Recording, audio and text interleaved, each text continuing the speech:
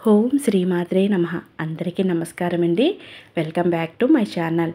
ఈరోజు వీడియోలో రాబోతున్న జూలై 4వ తేదీన ఆదివారం రోజు మనకి అమావాస్య ఉంది. ఈ అమావాస్య అత్యంత విశేషమైన అమావాస్యగా చెప్పుకోవచ్చు. ఎప్పుడైనా అమావాస్య అంటే విశేషము, అందులోని పుష్యమి నక్షత్రంతో వస్తుంది. చాలామందికి ఇంట్లో ఎంత సంపాదించినా, ఎన్ని వచ్చినా సరే ఆరోగ్యం బాగా లేక మనశ్శాంతి లేకో ఏదో ఒక రకంగా చికాకులు అనేది ఉంటుంది.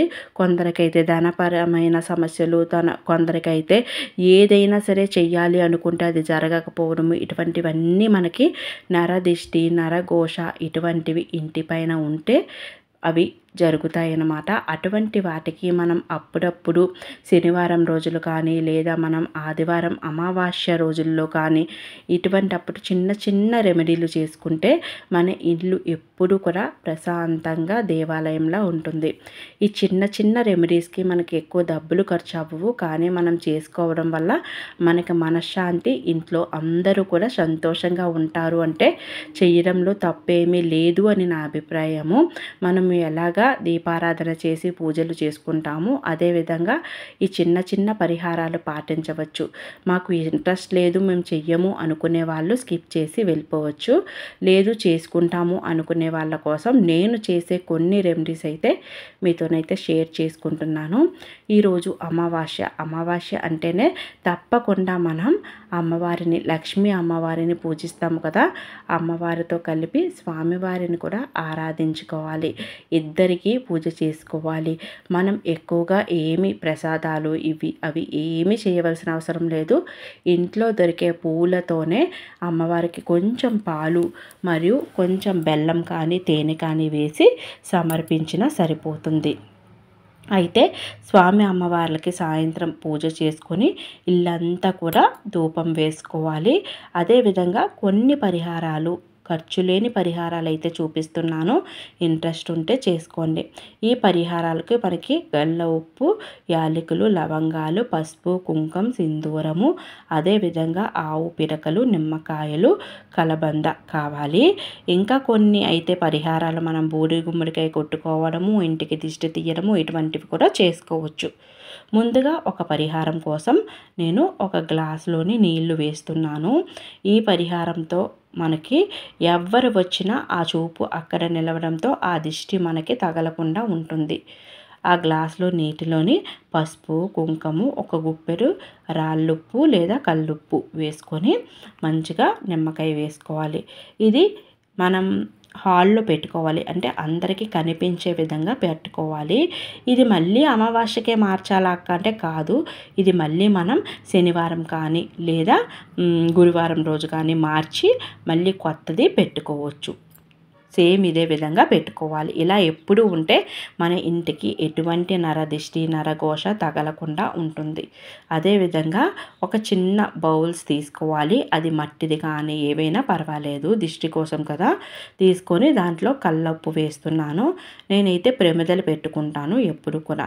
కొంచెం కొంచెం కల్లుప్పు వేసి దీంట్లోని నిమ్మకాయ తీసుకొని నిమ్మకాయని మనం clock wise, anti clock wise రెండు వైపులా తిప్పుకోవాలి. ద్వారానికి దిష్టి తీసుకొని ఆ నిమ్మకాయని తెచ్చుకొని మనం కొంచెం ఈ ప్రమిదల్లో పసుపు, కుంకుమ వేసుకొని దానిపైన ఎడమ చేతిలో 2 ముక్కల కింద నిమ్మకాయని కట్ చేసి పసుపు, కుంకుమలో అద్దాలి. ఎడమ చేతిలో ఉన్న నిమ్మకాయని కుడివైపు ఉన్న నిమ్మకాయని ఎడమవైపు పెట్టి 2 బౌల్స్ కూడా మనం ద్వారం దగ్గర పెట్టుకోవాలి. ఆ మరుసటి రోజు మనం దీన్ని ఎవరు తొక్కని ప్రదేశంలో వేసేయాలి. రాత్రి పెట్టుకొని ఉదయాన్నే మనం వేసేయాలన్నమాట.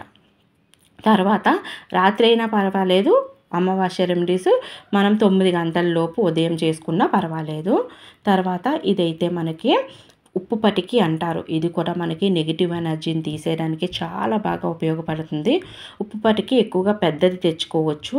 అది మనం ఒక ప్లేట్లో పెట్టి అందరూ చూస్తున్నట్టు ఆ ప్లేట్ అలా పెడితే సరిపోతుంది. ధూపం అది వేయాలి. అలా కాకుండా ఇలాగ ద్వారానికి కూడా కొంచెం ఉప్పు పటికి తెచ్చుకొని మనం ఒక రెడ్ బ్లౌజ్ పీస్లోని వేసుకొని ఇలా ముడి వేసుకోవాలి.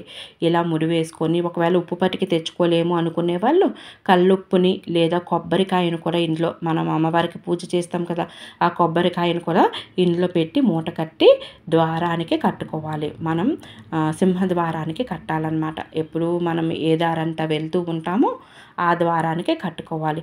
ఇది మనం మళ్ళీ వచ్చే అమావాస్య రోజు మారిస్తే సరిపోతుంది. తర్వాత ఇంకొక చిన్న రెమెడీ, ఇది కూడా మనకి చాలా బాగా యూస్ అవుతుంది. ఇదేంటి అంటే మనం ఒక ఎర్రని బ్లౌజ్ పీస్ ముక్క తీసుకోవాలి.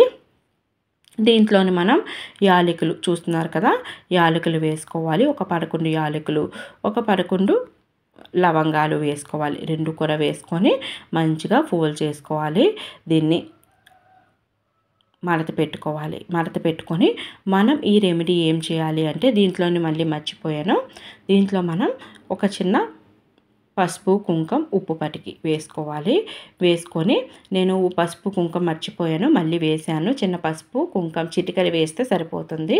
ఉప్పు పటికి వేసి దీన్ని మడత పెట్టి మనం ధనం దాచే చోట పెట్టుకోవాలి. ఇది కూడా మళ్ళీ వచ్చే అమావాస్య రోజు దీన్ని మార్చి ఎవరు తొక్కని ప్రదేశంలో వేసి మళ్ళీ కొత్తది ఇలాగే పెట్టుకోవాలి. ఆ క్లాత్లోనే పెట్టుకోవచ్చు, లేదంటే కొత్త క్లాత్లో కూడా పెట్టుకోవచ్చు. తర్వాత వచ్చేసరికి కలబంద కానీ గుమ్మడికాయ కానీ తెచ్చుకోవాలి. తెచ్చుకొని మనం మంచిగా బొట్లు అందంగా అలంకరించుకోవాలి. బొట్లు అవి ఎందుకు పెడతారంటే వీళ్ళు ఏంటి ఇలా వేశారు అనుకుంటారు కదా, అందుకనే ఆ బొమ్మలు అవి వేస్తారు. అంటే కొంచెం విచిత్రంగా అందంగా అలంకరించాలి. ఎవరి చూపైనా దానిపైన నిలవాలన్నమాట.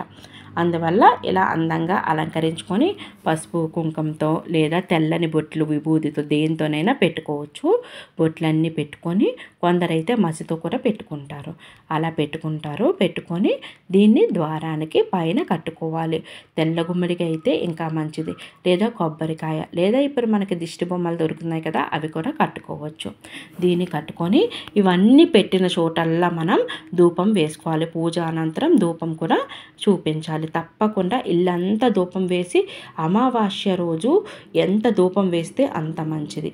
తర్వాత గుప్పెడు ఆవాలు, గుప్పెడు కల్ల ఉప్పు, ఒక నిమ్మకాయ తీసుకొని ఇది మనం ఎవ్వరు చూడని ప్రదేశంలో పెట్టుకోవాలి. అమావాస్య రోజు పెట్టుకొని మరుసటి రోజు ఎవ్వరు చూడకముందే తీసేసి ఎవ్వరు తొక్కని ప్రదేశంలో కానీ లేదా నదిలో కానీ మనం దీన్ని విడిచిపెట్టాలి.